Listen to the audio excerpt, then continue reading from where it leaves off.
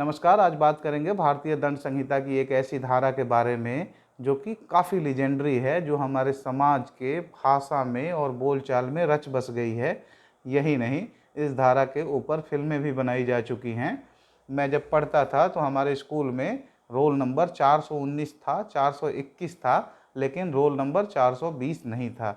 जी हाँ, आप ठीक समझ रहे हैं। आज हम बात करेंगे धारा 420 की, इंडियन पेनल कोड की धारा सेक्शन 420। आपने अक्सर लोगों को ये कहते सुना होगा कि मेरे के साथ 420 ही मत कर, ये आदमी 420 है, ये आदमी 420 है। इसका मतलब है कि धोखाधड़ी के सिनोनिम्स के रूप में इस धारा का इस्तेमाल हिंदुस्तान में वर्षों से हो रहा है। धारा 420 कहती है कि cheating and dishonestly inducing delivery of property, whoever cheats and thereby dishonestly induces the person deceived to deliver any property to any person or to make, alter or destroy the whole or any part of a valuable security or anything which is signed or sealed and which is capable of being converted into a valuable security shall be punished with imprisonment of either description for a term which may extend to 7 years and shall also be liable to fine. ये धारा कहती है कि यदि कोई व्यक्ति किसी दूसरे व्यक्ति को प्रवंचित करता है इस हेतु कि वह किसी वैल्यूएबल सिक्योरिटी, कोई ऐसी चीज, मूल्यवान वस्तु किसी व्यक्ति को डिलीवर कर दे, या उसको डिलीवर कर दे या उसके कहे अनुसार किसी व्यक्ति को डिलीवर कर दे, तो वो चीटिंग करता है। तो आपने देखा कि इसमें दो चीजें हैं, एक है चीटिंग और दूसरा है डिलीवरी। डिलीवरी किसकी? डिलीवरी किसी मूल्यवान वस्तु की, anything which is being capable of being converted into a valuable security. Signed sealed हो सकती है, या कोई वस्तु हो सकती है मूल्यवान, कोई सामान हो सकता है मूल्यवान, उसकी डिलीवरी जरूरी है, उसको परिदत्त कर देना, दे देना। किस चीज में आके? प्रवंचना में आके, इंड्यूसमेंट में आके। अब इसमें जो चीटिंग है उसको देखते हैं कि चीटिंग को कहाँ डिफाइन किया गया है। चीटिंग को डिफाइन किया गया है सेक्शन 415 आईपीसी में। 415 आईपीसी क्या कहती है चीटिंग के बारे में? तो 415 आईपीसी कहती है कि whoever by deceiving any person fraudulently or dishonestly induces the person so deceived to deliver any property to any person or to consent that any person shall retain any property or intentionally induces the person so deceived to do or to omit to do anything which he would not do or omit if he were not so deceived, and which act or omission causes or is likely to cause damage or harm to that person's in body, mind, reputation or property is said to cheat। इस definition से ही स्पष्ट है कि इसमें inducement में आकर एक व्यक्ति किसी दूसरे व्यक्ति को कोई चीज की डिलीवरी, कोई वैल्यूएबल चीज की डिलीवरी दे देता है, पहला। दूसरा, कोई काम करता है ऐसा जो वो नहीं करता, अगर इंड्यूसमेंट में नहीं आता, अगर वो इस प्रभाव में नहीं रहता तो वो काम को नहीं करता। तीसरा, वो कोई काम करने जा रहा था लेकिन इंड्यूसमेंट में आकर अब वो ये काम नहीं करेगा, और इससे उसको नुकसान होता है, उसके बॉडी को, उसके माइंड को, उसके रेपुटेशन को, उसकी ख्याति को और उसकी प्रॉपर्टी को। तो ऐसा कोई भी नुकसान होता है तो वो चीटिंग है। तो वापस आते हैं 420 आईपीसी में। क्या है इसके मेन इंग्रेडिएंट्स? तो सबसे पहला इसका इंग्रेडिएंट है कि इसमें चीटिंग होना जरूरी है, जो चीटिंग हमने अभी पढ़ी थी, जिसको 415 आईपीसी में दिखाया गया है, बताया गया है। अब हम देखते हैं चीटिंग के अलावा इसमें क्या है।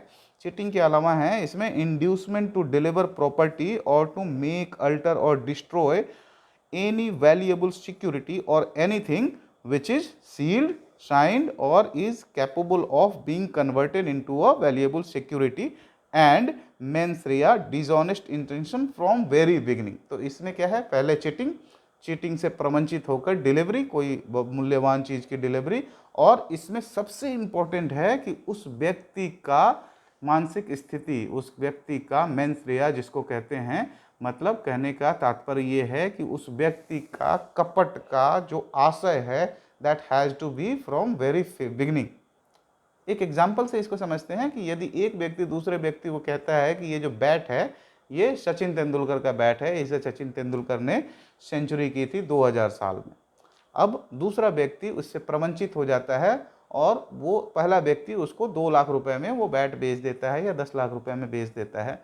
दूसरा व्यक्ति जो ये बैट खरीदता है, बाद में पता करता है तो उसे ये ज्ञात होता है कि ये तो ऑर्डिनरी बैट है, ये सचिन की बैट नहीं है। अब जो व्यक्ति छला गया वो चाहे तो पुलिस स्टेशन में इस बात की कंप्लेन कर सकता है कि साहब इस बैट को इसने मुझे सचिन का बैट बता के बेच दिया। अब देखें इसमें सब मैच होता है कि नहीं। इसमें इंड्यूसमेंट है, वो इंड्यूस कर रहा है, डिलीवरी है, कैश उससे लेता है तो उस व्यक्ति ने इसको कैश डिलीवर कर दिया, या फिर एक ऐसा काम कर दिया जो वो नहीं करता अगर इंड्यूस होता तो आप देख रहे हैं उसको भी मैच कर रहा है ये।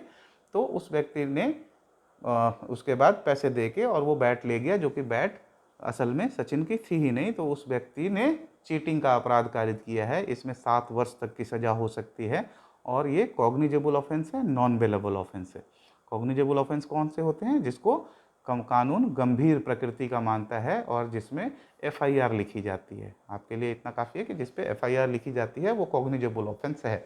दूसरा, ये नॉन बेलेबल है, इसका मतलब पुलिस बिना वारंट के अरेस्ट भी कर सकती है। तो ये रहा 420 आईपीसी की बात।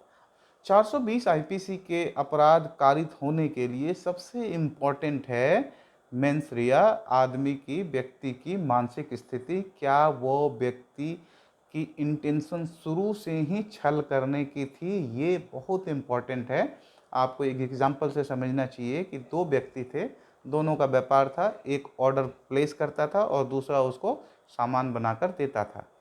पहले व्यक्ति ने, कई बार इनका ट्रांजैक्शन आपस में हुआ, उसके बाद एक जो ऑर्डर प्लेस करता है उसने ऑर्डर दिया 10 लाख रुपए का और उसने कहा कि आप मुझे फलाना सामान बना के मेरे यहाँ पे डिलीवर कर दीजिए। तो पहले व्यक्ति ने 10 लाख रुपए ले लिए और उसके बाद उसने उसका ऑर्डर जब पूरा करने जा रहा था उसी समय उसके फैक्ट्री में आग लग गई और उसका सारा सामान जल गया और वो इसको अब ये सामान देने की स्थिति में नहीं है, ना ही पैसे लौटाने की स्थिति में है। तो ऐसे में ये चीटिंग नहीं हुई, ये सिविल कॉन्ट्रैक्ट था।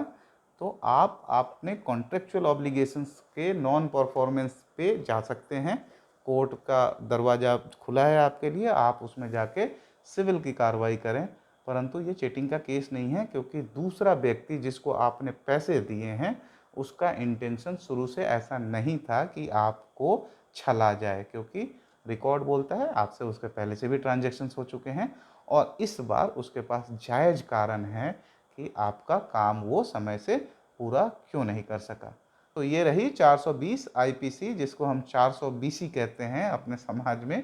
तो आशा करता हूँ कि आपको ये धारा ठीक से समझ में आ गई होगी।